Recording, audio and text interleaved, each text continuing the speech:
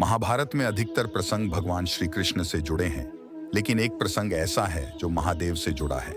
इस प्रसंग में न केवल यह बताया गया है कि महादेव पांडवों से क्यों क्रोधित हो गए थे, बल्कि यह भी बताया गया है कि कलयुग में ये पांडव कब और कहां जन्म लेंगे। उनसे यह भेद भगवान श्री कृष्ण ने खोला। तो चलिए जानते हैं वीडियो के माध्यम से। महाभारत के युद्ध में जब दुर्योधन को मरने की अवस्था में छोड़ दिया गया था, तो अश्वत्थामा ने अपने मित्र की दुर्दशा का बदला लेने का सोचा और इस मंशा से वह कृतवर्मा और कृपाचार्य पांडवों के शिविर जा पहुंचे। वहां उसने देखा कि महादेव स्वयं पांडवों के शिविर की रक्षा कर रहे थे। पांडव शिविर में नहीं थे, लेकिन ये तीनों उसके बाद पांडवों के पुत्रों को मारने का विचार करने लगे। लेकिन भगवान शिव के रहते ये संभव नहीं था। इसीलिए अश्वत्थामा ने महादेव की आराधना की। महादेव पहले से ही महाभारत युद्ध की विभत्सता से पांडवों से नाराज थे और अश्वत्थामा की आराधना ने उन्हें उनकी मदद करने के लिए मजबूर कर दिया। वे स्वयं अश्वत्थामा में समा गए और उसे अपनी एक तलवार दी ताकि वो अपनी मंशा पूरी कर सके।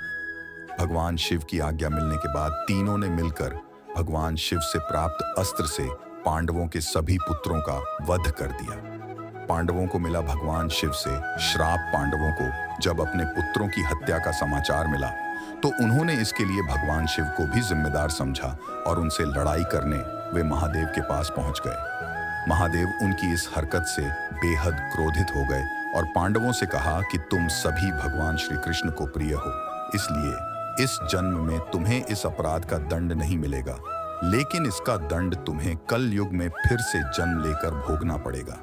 न्याय की जगह श्राप मिलने से पांडव दुखी हो गए और इसके समाधान के लिए भगवान श्री कृष्ण के पास पहुंचे। उन्होंने श्री कृष्ण से श्राप की बात बताई तो श्री कृष्ण ने उन्हें उनके अगले जन्म का रहस्य बताया। श्री कृष्ण ने बताया कल युग में पांडव कहां लेंगे जन्म। ये बात भविष्य पुराण में भी वर्णित है। इसके अनुसार श्री कृष्ण ने उन्हें बताया कि कलयुग में अर्जुन का जन्म परिलोक नाम के राजा के यहाँ होगा और वो ब्रह्मानंद नाम से विख्यात होंगे। युधिष्ठिर वत्सराज नाम के राजा के पुत्र बनेंगे और उनका नाम मलखान होगा। भीम के बारे में श्री कृष्ण ने कहा कि उनका जन्म कलयुग में वीरण नाम से होगा और वो वनरस राज्य के राजा बनेंगे। नकुल का कलयुग में उनका जन्म कान्यकुब्ज के राजा रत्नभानु के यहाँ होगा और उन्हें लक्षण के नाम से जाना जाएगा। सहदेव के बारे में श्री कृष्ण ने कहा कि उनका भीम सिंह नामक राजा के घर में जन्म होगा और उनका नाम देव सिंह होगा। श्री कृष्ण ने धृतराष्ट्र के जन्म के बारे में भी बताया।